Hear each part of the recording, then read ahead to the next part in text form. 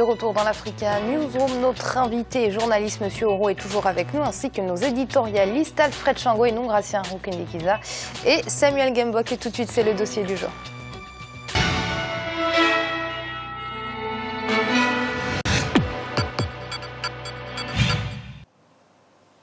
On poursuit notre semaine spéciale sur le secteur de l'assurance, un secteur qui va à se faire une véritable place sur le continent africain. Focus aujourd'hui sur le cas du Nigeria, bien que ce pays d'Afrique de l'Ouest est en tête des puissances économiques du continent, les résultats restent encore trop faibles. Deo Gracias Podo. Défini comme l'ensemble des activités qui échappent à toute régulation de l'État, le secteur informel occupe une place prépondérante dans l'économie de nombreux pays africains. Cependant, peu d'acteurs de l'économie informelle se soucient véritablement de la nécessité de protéger leurs activités contre d'éventuels désagréments. Souscrire aux différentes formules proposées par les compagnies d'assurance ne semble pas être une priorité. Illustration au Nigeria, le pays ne compte pas moins de 7 millions d'activités inscrites au registre de l'informel et pour la plupart non assurées. Que ce soit faute d'informations ou en raison de préjugés, les raisons sont multiples et le constat est bien réel. Les acteurs de l'économie informelle nigérian qui bénéficient des services d'assurance sont peu nombreux.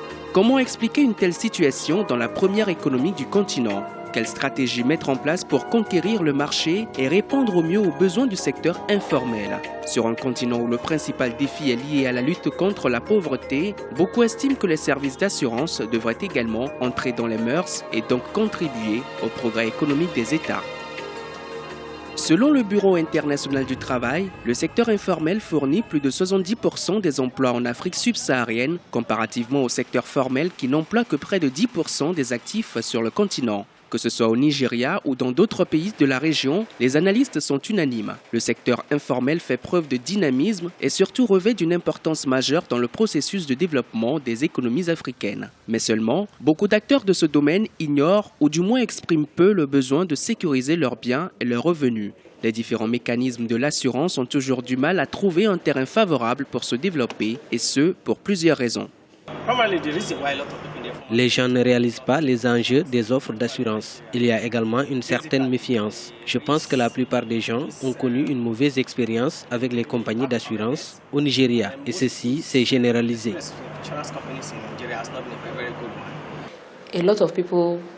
Beaucoup de gens ne savent pas ce qu'est l'assurance. Il y a tellement de programmes sur l'assurance dans le secteur local que la plupart ignorent. Il y a également un problème de confiance. Ils vous demandent pourquoi ne devraient-ils pas garder leur argent et l'utiliser pour autre chose. En fait, je pense qu'ils ne réalisent pas que quelque chose pourrait leur arriver. Et dans ce cas, ils auront besoin d'une aide. Je veux parler surtout des commerçants. En Afrique, le secteur de l'informel s'est imposé suite aux différentes crises économiques et à leurs conséquences. L'incapacité des autorités publiques à créer les emplois nécessaires pour faire face à la croissance du chômage a contraint nombre de personnes à initier des activités génératrices de revenus qui aujourd'hui échappent à tout contrôle des États. I've never really believed in insurance because when I insure something, right? Je n'ai jamais cru à l'assurance parce que si je m'assure et que rien ne se passe, j'aurais payé pour rien. Dans un tel contexte, difficile pour les sociétés d'assurance de convaincre les commerçants. Livrés à eux-mêmes, ces derniers, à la limite, ne s'en remettent qu'à des mécanismes peu fiables, notamment les tontines, ces systèmes d'assurance communautaires basés sur la relation familiale ou amicale. Je ne sais rien à propos de l'assurance. L'assurance n'est pas utile pour les personnes ayant de petites entreprises comme la mienne et je n'ai pas assez d'argent pour y souscrire. Mon assurance, ce sont les femmes. Grâce à Dieu, nous n'aurons jamais d'incident ou de perte de biens. Je prie qu'il en soit toujours ainsi. Il ne nous arrivera aucun mal. Pour de nombreux Nigérians, les produits d'assurance restent réservés aux personnes les plus favorisées ou aux commerçants réalisant d'importants chiffres d'affaires. La crainte de l'arnaque est très forte, parfois justifiée et pourtant, le rôle de l'assurance est reconnu comme un vecteur de développement. Les gens n'ont clairement pas confiance en ces services d'assurance. Il faut donc les sensibiliser. Au niveau du secteur informel, le principal défi est lié à la finance. Les banques ne sont plus disposées à accorder des prêts à des personnes qui ne disposent pas de garantie de sécurité. Les commerçants croient que les compagnies d'assurance ne sont pas sincères. Mais cela va changer progressivement. Nous devons trouver un moyen de rétablir la confiance, leur proposer des formules plus attractives et leur expliquer que c'est pour sécuriser leur activité. Il y a énormément d'idées reçues sur le secteur des assurances. Optimistes au vu des résultats obtenus au fil des années par les acteurs du secteur de la microfinance, les assureurs sont aussi déterminés. Sur un marché où le besoin semble réel, leurs offres se multiplient et ce malgré les difficultés. En tant que compagnie d'assurance vie, le secteur informel est un grand marché pour nous. Dans le secteur formel, ils sont déjà organisés. L'employeur et les employés, ils ont leur nom et sont déjà inscrits. Et la loi exige même qu'ils devraient avoir une couverture d'assurance vie. Mais en ce qui concerne le secteur informel, cela est plus compliqué. Si nous voulons assurer par exemple les commerçants, ils doivent d'abord s'organiser en association. Nous pouvons alors introduire quelques produits pour eux, ce qui est plus facile et moins coûteux. Mais quand ils ne sont pas organisés, il n'est pas facile de les assurer individuellement. En 2013, des réformes opérées par les autorités nigérianes ont permis de réduire le nombre d'assureurs et de restaurer leur crédibilité. Le marché semble connaître un nouvel essor. Pour séduire des clients méfiants et souvent peu nantis, les systèmes d'assurance tentent de s'adapter. Les assureurs s'interrogent davantage sur les services qu'ils peuvent rendre, non seulement aux entreprises mais aussi aux populations locales. Il faudrait désormais que les assureurs inventent de nouvelles formes de distribution moins coûteuses et des contrats moins chers, plus adaptés aux attentes des assurables. En matière de protection sociale, le champ ouvert aux assureurs paraît immense. Les programmes locaux d'assurance sociale mis en place après l'indépendance ont pour la plupart échoué, ce qui a contribué à ternir la confiance des populations vis-à-vis des organismes officiels d'assurance. Samuel, le Nigeria, première puissance économique du continent, et pourtant les réalités liées au secteur de l'assurance sont les mêmes que dans d'autres pays africains, comme nous avons pu le voir depuis le début de cette semaine. Oui, clairement, c'est la première puissance démographique du continent. Il faut aussi voir la marge qu'occupe le secteur informel en rapport avec cette démographie. Je voudrais reprendre ici peut-être l'analyse d'une revue alternative économique qui faisait savoir que l'informel et le formel sont deux facettes d'une même réalité, finalement aux mains de mêmes opérateurs. Ces deux secteurs s'alimentent mutuellement. Qu'on soit dans le secteur des assurances ou qu'on soit dans l'informel, il y en a qui sont cette face visible, qui est apparente. Il y en a qui sont dans l'ombre, qui représentent les tiges souterraines, comme disait quelqu'un. Mais qu'est-ce que je veux montrer, c'est que finalement, il est difficile de normaliser cette situation, de la rationaliser, parce que l'État est parfois inabsent. Pardon de revenir tout le temps sur la notion de l'État, parce que je pense que c'est l'État qui est l'arbitre. C'est l'État qui permet de protéger les uns et les autres. Et c'est l'État qui reste l'ultime recours par rapport à celui qui est menacé. Donc, en l'absence de l'État, il y a un désordre qui s'installe. Le cas du Nigeria ici ne montre pas qu'il n'y a pas l'État, mais c'est l'importance de la population et les défis démographiques que cela impose à la gestion des besoins que l'État est amené à assurer qui posent problème. On a vu très bien que l'État fait des efforts nécessaires, à la fois la décision qui a été prise de réduire le nombre d'assureurs, parce que dans plusieurs pays, c'est un secteur qui n'est pas suffisamment réglementé. Même s'il y a une réglementation, celle-ci reste une réglementation de facettes.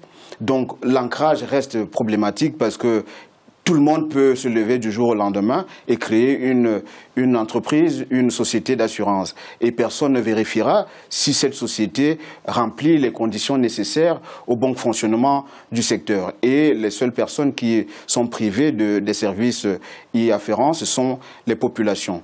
Un autre facteur qu'il faut relever ici, c'est l'absence de culture. Et je pense que dans le reportage, cela a été relevé. Les populations sont à la fois analphabètes. Le taux d'analphabétisme reste important. Et dans l'imaginaire des populations, il y a plusieurs types d'assurances. Dans le reportage, il y en a qui en font mention. L'assurance divine, l'assurance par rapport à la foi. Dieu est là, il suffit de se confier à lui, il nous protégera, il nous a protégés, il protégera nos enfants, il protégera nos biens, il protégera nos récoltes.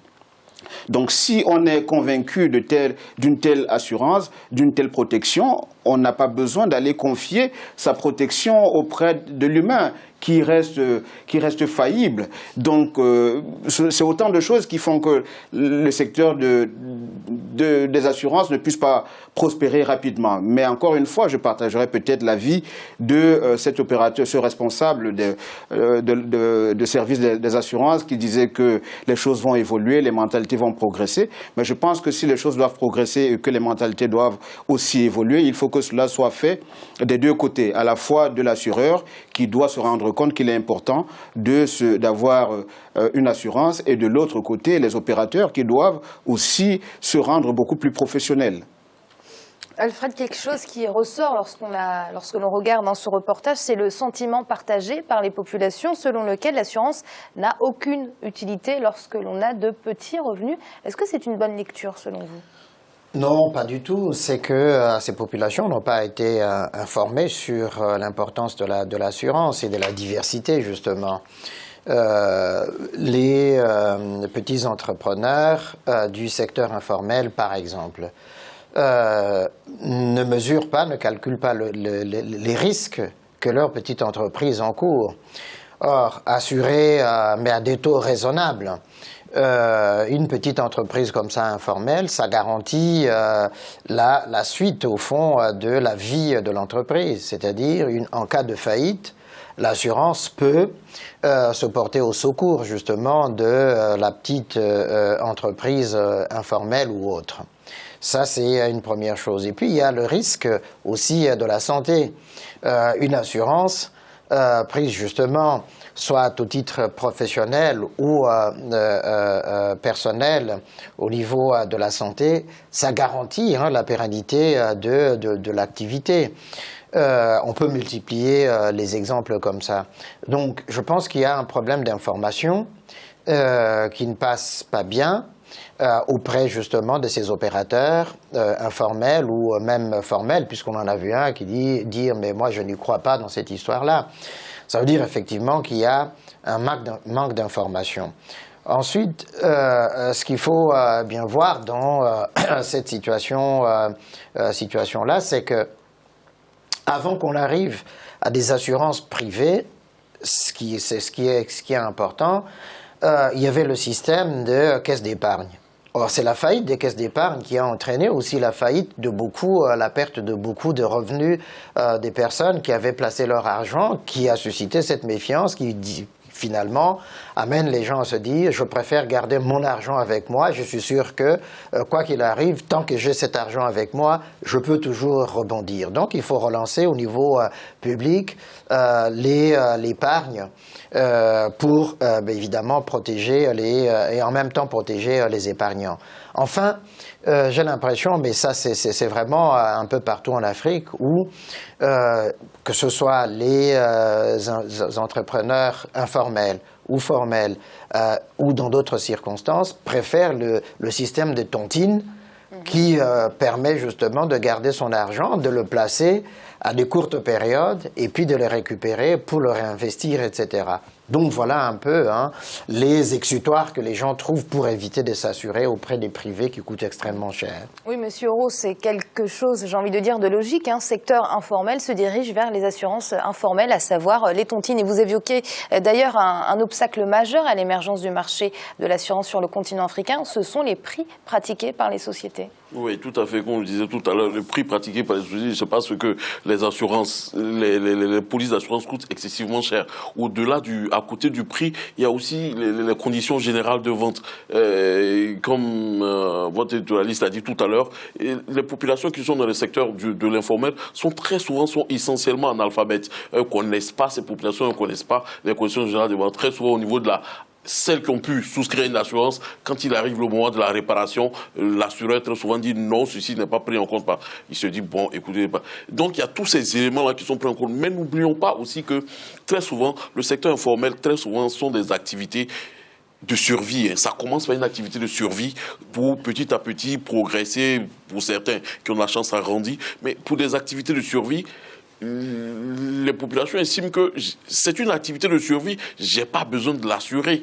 C'est quand certainement que ça grossit qu'il arrive maintenant qu'il faut que l'État, à mon sens, intervienne certainement en sectoriser un certain nombre de choses pour dire à partir d'un certain niveau de développement ou bien son activité atteint un certain nombre de chiffres d'affaires, il faudrait nécessairement et impliquer aussi les assureurs. Mais au-delà de ça, ce n'est pas seulement protéger le bien, il y a aussi protéger la personne et certainement la question de la santé aussi, qui sont essentielles aussi en Afrique, surtout l'assurance maladie, qui aujourd'hui sont des choses, les États sont très souvent en faillite, ne peuvent pas assurer cela. Les hôpitaux, ça ne va pas. Bon, je pense que les assureurs peuvent intégrer ce secteur en faisant intervenir certainement des ONG, des organisations non gouvernementales qui pourront certainement injecter de l'argent petit à petit, permettre à ces personnes qui sont dans le secteur informel, qui produisent essentiellement près de la moitié des richesses du PIB, qui créent de la valeur, qui créent de l'emploi, leur permettre de venir peut-être à des petits moyens, 2 000 francs, 3 000 francs, souscrire à des assurances petit à petit. Plus ce nombre grandira, plus ces organisations non gouvernementales retireront leurs mains. Et puis je crois que les assurances pourront rentrer dans l'esprit, dans les mentalités, dans les habitudes des gens. Sinon, pour l'instant, ça va être un peu compliqué. Et c'est l'heure de marquer une nouvelle pause. On se retrouve très vite pour la suite de l'Africa News. On remet tout de suite.